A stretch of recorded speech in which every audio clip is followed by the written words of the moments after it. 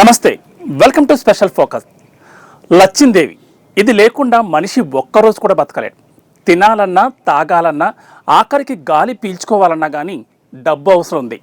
డబ్బులు లేకుండా ఏ పని ముందుకు సాగదు. అందుకే పెద్దలు చెబుతూ ఉంటారు, డబ్బుంటే కొండ మీద కోతైనా దిగి వస్తుందని.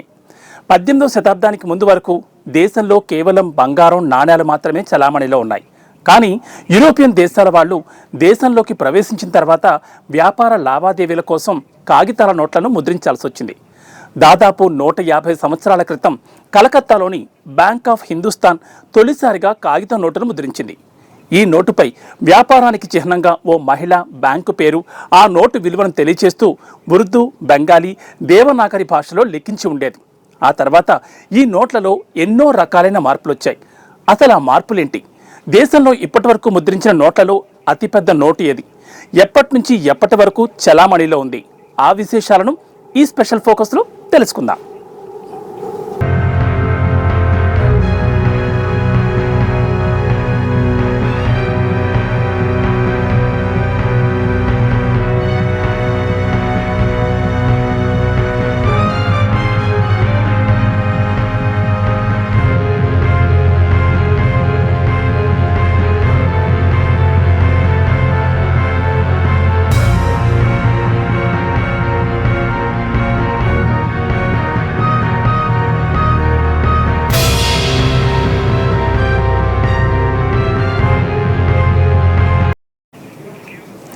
దేశంలో నోట్ల వాడకం 150 సంవత్సరాల క్రితం నుంచే ప్రారంభమైంది.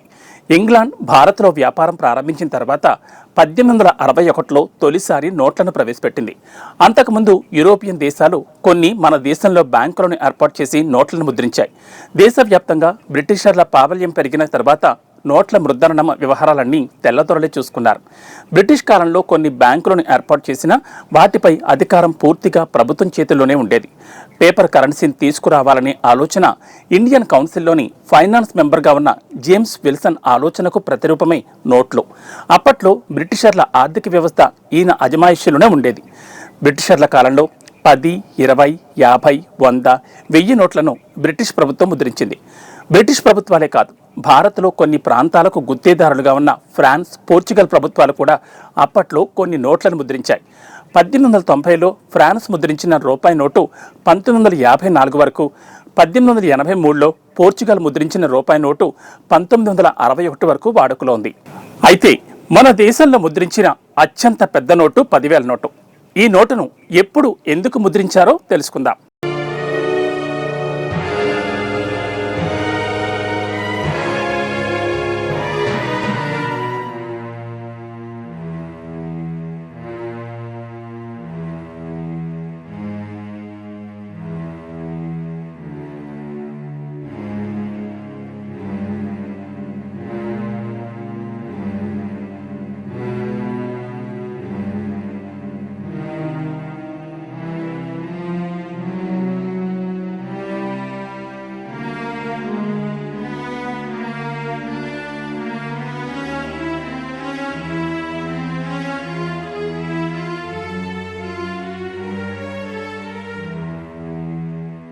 ఏళ్ళలో దేశానికి స్వాతంత్రం వచ్చింది. ఈ స్వాతంత్రం రాకముందే దేశంలో అత్యంత పెద్ద నోటును అప్పటి బ్రిటిష్ ప్రభుత్వం ముద్రించింది. అందులో ఒకటి 5,000 నోటు కాగా రెండవది 10,000 నోటు. స్వాతంత్రానికి పూర్వమే అంటే 1938లో అప్పటి రిజర్వ్ బ్యాంక్ ఇండియా ఈ నోట్లను చలామణిలోకి తెచ్చింది. అయితే అప్పట్లో నోట్ల కాగితాల వినియోగం చాలా తక్కువ. చిన్న చిన్న నోట్ల కంటే కూడా కాని, అన, అర్ధన, బేడా వంటి వాటికి ఆదరణ ఎక్కువ. వీటిని ఎక్కువగా ఉపయోగించేవారు. రూపాయి, 2 రూపాయల నోట్లకు ఉన్నంత ఆదరణ 100, 500, 1000 నోట్లకు లేదు. వీటిని అతి తక్కువగా వినియోగించేవారు. వీటికే ఆదరణ లేకుంటే ఇక 5,000, 10,000 నోటుకు ఆదరణ ఎలా ఉంటుంది? మరెందుకు వీటిని ముద్రించాల్సి వచ్చింది? ఆ కాలంలో కేవలం వ్యాపారస్తులు, ట్రేడర్లు హై వాల్యూ ట్రాన్సాక్షన్ల కోసమే ఈ నోటును వినియోగంలోకి తీసుకొచ్చారు. 1938లో వచ్చిన ఈ నోటుకు నకిలీ బెడద ఎక్కువ కావడంతో 1946లో ఈ నోటును రద్దు చేసింది బ్రిటిష్ ప్రభుత్వం. స్వాతంత్రం వచ్చిన తర్వాత 1954లో ఈ నోట్లను అప్పటి ప్రభుత్వం తిరిగి వినియోగంలోకి తీసుకొచ్చింది. 1978 వరకు ఈ నోట్లు వినియోగంలో ఉన్నాయి.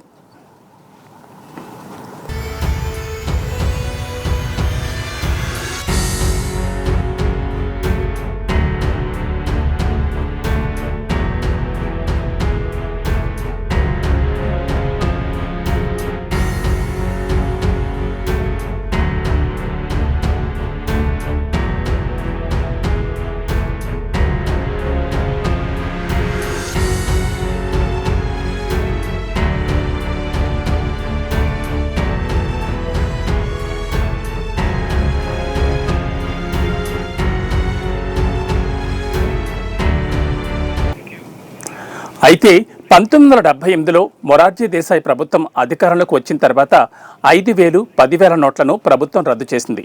1946 ముందు వరకు ఈ డబ్బును అక్రమంగా పెద్ద ఎత్తున రవాణా చేస్తున్నారని బ్రిటిష్ ప్రభుత్వం రద్దు చేస్తే 1978లోనూ ఇదే గ్రౌండ్స్ మీద ఈ పెద్ద నోట్లను రద్దు చేశారు. అప్పట్లో వీటిని రద్దు చేసినప్పటికీ పెద్దగా ప్రభావం చూపలేదు. నోట్ల వినియోగం చాలా తక్కువ.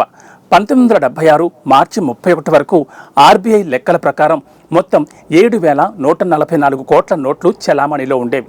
ఇందులో 87.91 కోట్లు 1000 నోట్లు చెలామణిలో ఉండగా 22.90 కోట్లు 5,000 నోట్లు చెలామణిలో ఉండగా 10,000 రూపాయల నోట్లు 1,260 నోట్లు చెలామణిలో ఉన్నట్లుగా ఆర్బీఐ స్పష్టం చేసింది. మొత్తం కరెన్సీ నోట్లలో ఈ పెద్ద నోట్ల విలువ కేవలం 2%గానే ఉన్నట్టుగా ఆర్బీఐ అప్పట్లో తెలిపింది. 1978లో ఈ పెద్ద నోట్లను రద్దు చేసిన తర్వాత మళ్లీ ప్రభుత్వాలు ఆ సాహసం చేయలేకపోయాయి. 1978 తర్వాత 2016 వరకు పాత నోట్లే చలామణిలో ఉన్నాయి. 2016లో మోదీ ప్రభుత్వం పెద్ద నోట్లైన 500, 1000 నోట్లను రద్దు చేసింది. దీనిపై అప్పట్లో పెద్ద ఎత్తున విమర్శలు వెల్లువెత్తిన సంగతి తెలిసిందే. ప్రభుత్వాలు పెద్ద నోట్ల జోలికి వెళ్లకుండా ఉండేందుకే ప్రయత్నిస్తున్నాయి. ఇది దేశంలోని అతిపెద్ద నోటు చరిత్ర.